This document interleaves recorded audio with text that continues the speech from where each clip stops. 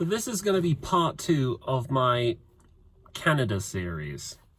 In the last video I talked about all the planning and preparation and the reasons why I decided to go to Canada of all places. But now we're jumping forward to June the 3rd, 2019. It was a very hopeful and optimistic morning. I had my room nice and tidy. I set off with my big yellow shiny new suitcase. I bought a brand new suitcase just for the occasion. I even bought a brand new Kangol green parka jacket, which I still have even now, although it doesn't really fit me as well. And we took the drive all the way up to, was it London Heathrow or London Gatwick? I can't remember exactly. I said goodbye to my dad. I hopped on the plane. I forget exactly how long the flight was. It might have been 7 hours, it might have been 9 hours. But anyway, I was pumped full of adrenaline and excitement at the time. I was even taking part in a voice acting project, a video series based on a fanfic of one of my favorite video games, Danganronpa V3 Killing Harmony, and I was so excited that I kept updating everyone in the server about the goings on and the things that were happening at the time. It's like the idea of keeping a blog hadn't occurred to me, much less a video blog.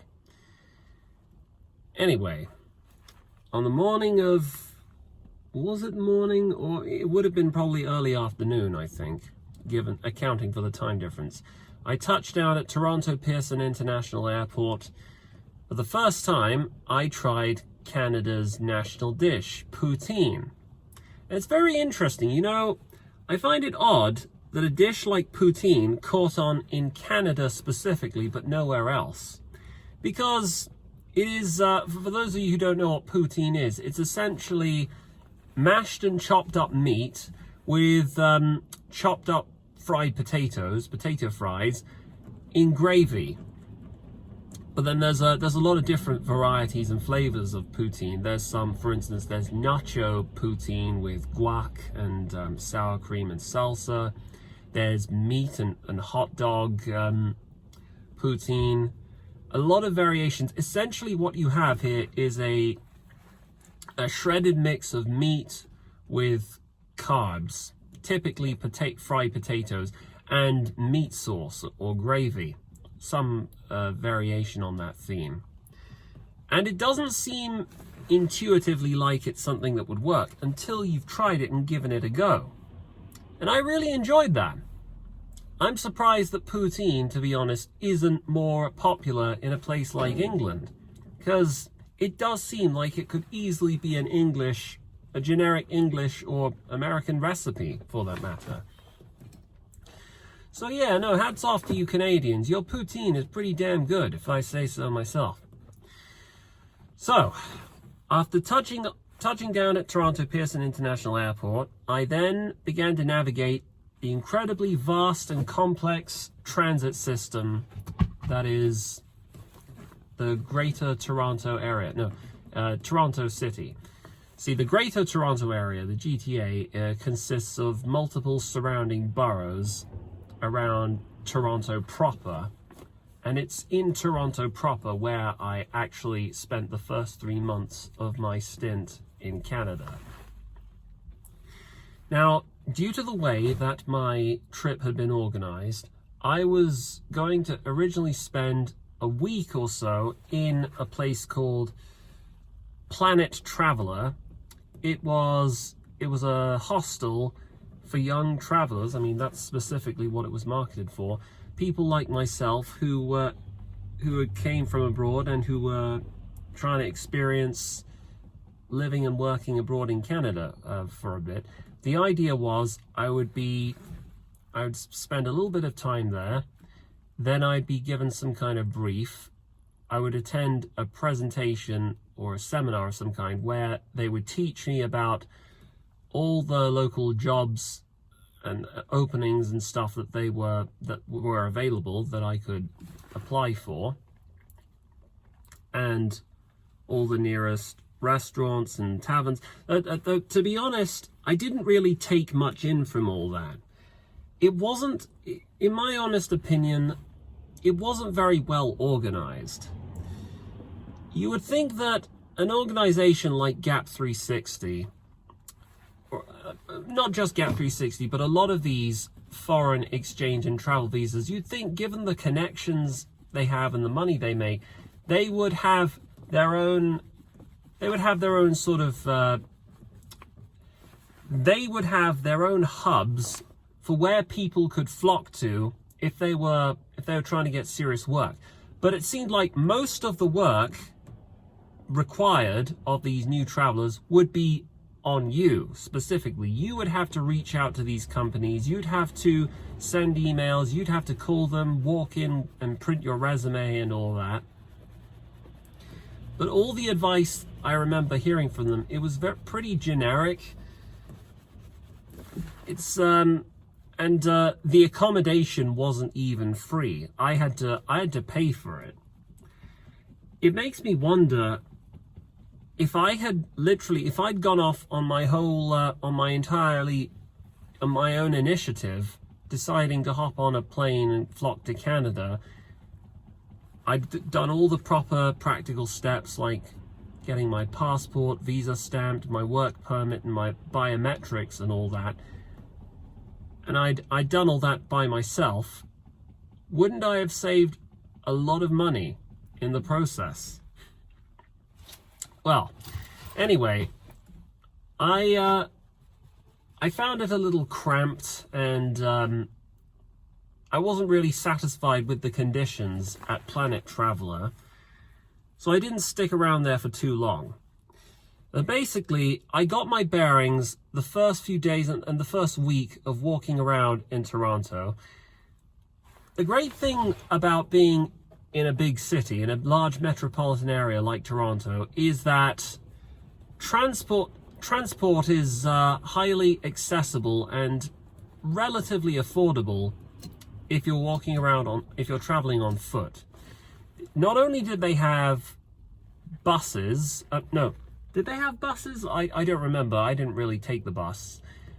They had the subway system, which was relatively good and easy to use, but also more effectively, they had the streetcars.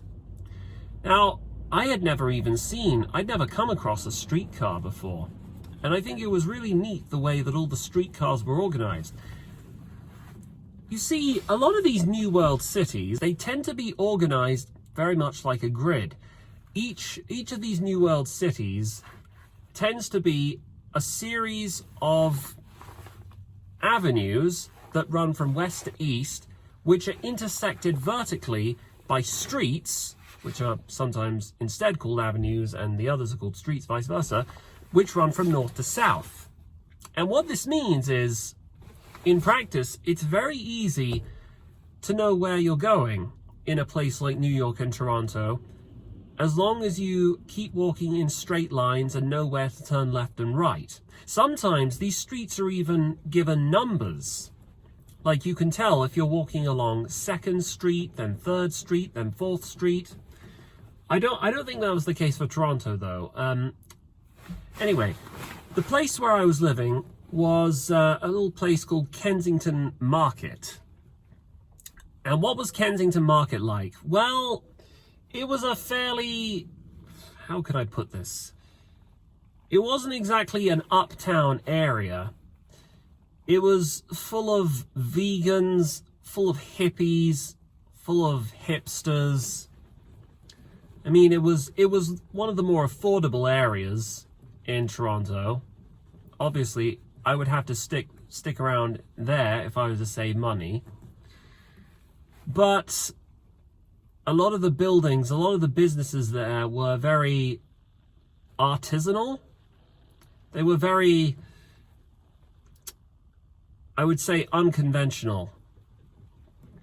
Like, a lot of the people there were basically millennial hipsters, serving things like vegan tofu burgers and coffees, which were, in my opinion, substantially overpriced. There was one place that was supposedly, it was a cross between sushi burrito, I think. They basically combined sushi with Mexican food. And I looked at that thinking, this doesn't make any sense. That's like mixing ketchup with ice cream. Some things should just remain separate, you know? But I guess in a big, thriving, multicultural city like Toronto, with a lot of ethnic minorities, I mean, this was back in 2019. I hear Toronto's far more cosmopolitan, far more multicultural now, and I've been hearing not a lot of good things about the changes that have happened since then. But yes, it's the thing about Canadian history is that multiculturalism was an actual government policy that was instituted from the top around the 1980s, I think. And as a result, lots of different nationalities and communities have their own sort of hubs in and around Toronto. And it's a vibrant and noticeable aspect of life if you spend time there. There was a place called Little Italy. I think there was even a Greek corner, although personally I haven't visited any of those places. I found it very strange, but I guess that's only to be expected when you visit a large city. Now, my reservations about that aside, living in a big city like Toronto, it was fun. It was like being in a gigantic theme park. You got to understand, if you're a young man and you've got a sense of adventure, the city is always the place to be. There's so many cool shops over there, so many exciting things to see and do, all within walking distance of each other. Like if you were looking to take someone on a date, not that I was, then the city is probably somewhere where you would go. And if you're a young person, it's especially exciting to be in a place like that, because the vast majority of people who I encountered back there were youngsters, people around my age. Another thing I also remember is that there were lots of attractive women there. And thinking about this a little more, it made total sense, because if you're an attractive young woman, where else would you go if not the big city?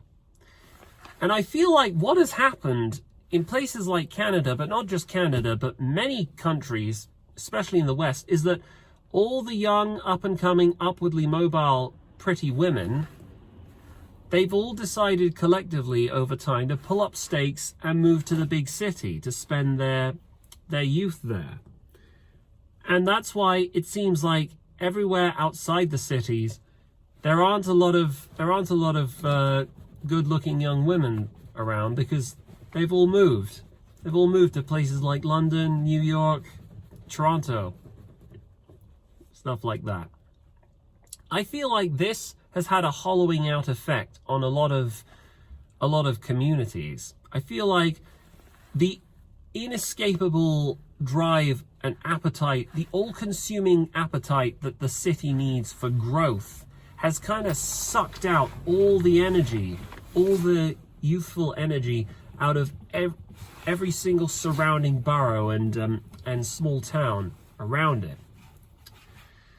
And I feel like this has created a very skewed perception of urban life and a skewed profile that a lot of countries have, because it's transformed the cultures both of A, the cities, and B, everywhere outside the cities. Pardon me if it sounded like I was getting a bit philosophical there, but I feel kind of uneasy about the enormous, phenomenal growth over time of the city. I feel like there ought to be laws, there ought to be things ought to be done, steps ought to be taken to make sure that a city never grows too large, because if it does, it's going to suck all the energy and resources out of all the areas around it, and it's going to just sort of it's going to take on a mind and a culture of its own. So anyway, getting those thoughts out the way though, I do remember it being very exciting, very full of life. So that's one thing I will say, even though I had mixed feelings about the obsession with diversity, with multiculturalism and all that, it was fascinating at the same time. So, and when I made the decision to leave Planet Traveller, and I found another hostel which was just a short walk away in Kensington Market. Also, it was between Spadina Avenue and Bathurst, but I forget the actual name of the road. It was a place called, what was it called again? Sun something. It's wasn't that well known or well publicized, and from the outside it looked quite tacky and run down, but they had very affordable rates for each night. I think it was something like, gosh, $20 or $25 per night. Maybe that's not true. Maybe my memory is playing tricks on me, but I do remember it being relatively cheap and affordable. And I would spend the entirety of my first month in that hostel, the name of which escapes me right now. I'm probably going to have to go back and check my notes so that I can tell this more lucidly. Anyway, but one thing I was especially grateful for in that hostel, in that particular hostel, is that they had really good quality air conditioning. They had a common lounge area where you could just sit and watch TV. There was plenty of room to sit down, and I would spend nearly all the hours of my day sat there on my laptop applying for jobs. And that was pretty much my experience being there for the first month. I was looking for jobs. I felt like the organization that had prepared me for this exciting adventure in Canada, they hadn't really done a lot of the work for me. I kind of had to do it myself.